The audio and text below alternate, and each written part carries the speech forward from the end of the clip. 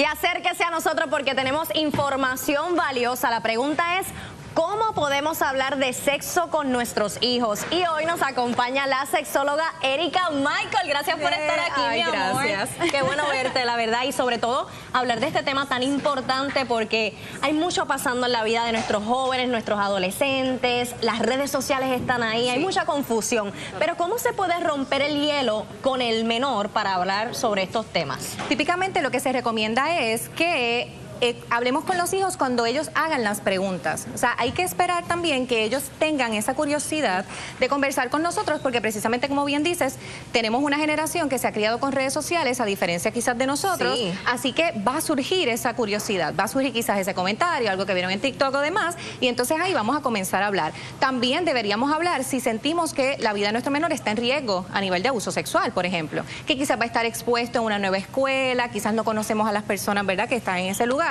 Y entonces ahí sí ya podemos hacer lo que es una prevención de abuso sexual. ¿Se puede hablar de una edad en específica?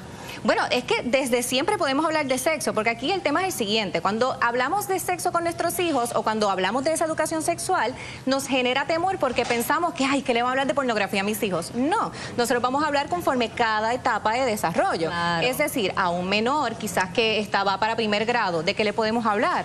De la prevención de abuso sexual, de qué partes de su cuerpo no tocar, del consentimiento, por ejemplo. Así que ese es el tipo de lenguaje que tenemos que tener. Totalmente, pero siempre es bien importante, Andrea, que nosotros hablemos con el lenguaje adecuado. Claro. Ves que de pronto dicen, no, porque la galletita y el cosito y esto. Entonces, tenemos que hablar correctamente, de manera científica también. Las palabras tal como son, porque incluso han habido casos, por ejemplo, de abuso sexual que se han caído, quizás por unos tecnicismos, porque no se ha podido validar que lo que está expresando el menor es eso que le ha ocurrido. Así que estoy segura que muchas personas han hecho eso. De hecho, yo crecí también conociendo cómo eso se llama la pajarita. Exactamente, claro, porque es que los papás, y esto es algo muy de Puerto Rico también, el eufemismo, ¿no? Vamos a minimizar quizás, vamos a decir las cosas más bonitas, pero en realidad tenemos que decir las cosas tal como son, conforme cada etapa de desarrollo, y es algo que debemos siempre mantener. Una vez hablamos de sexo, no es que ya se terminó, sino que esto es algo de toda la vida. Vamos a tener que seguir ese proceso. No es solamente una conversación de una tarde, una noche en casa, no, se habla